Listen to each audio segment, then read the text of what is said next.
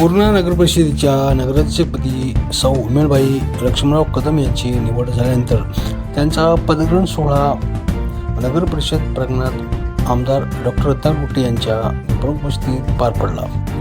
सोबतच सर्व नगरसेवक यांचाही सत्कार नगरपरिषद प्रशासनाने करण्यात आला.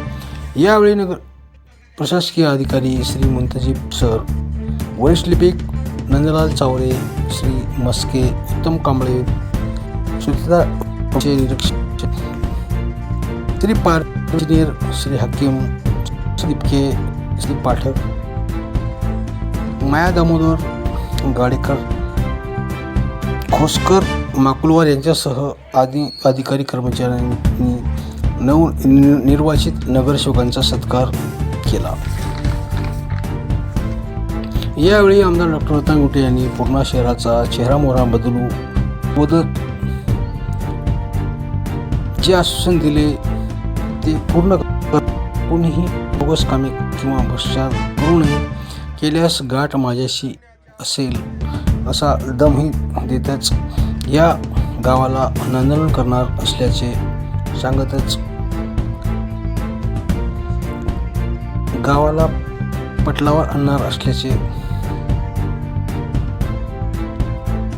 सांगितले. यावेळी माजी नगराध्यक्ष मोहनराव मोरे, नगराध्यक्ष प्रतिनिधी संतोष शेखलारे, गटनेते अब्दुल हबीब, बट्टी कदम, पोलीस विलास गोबाडे सह सर्व नवनिर्वाचित नगरसेवक सह नगरपालिका प्रशासनाची उपस्थिती होती.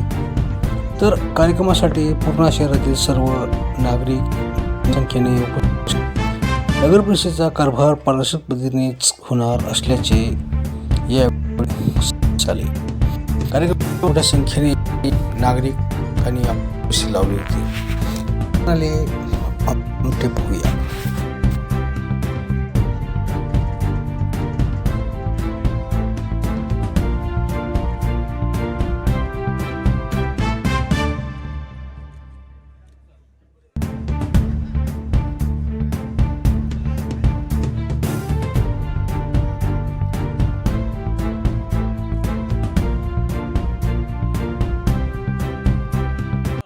नगरपालिकेमध्ये आपला प्रवेश झालेला आहे.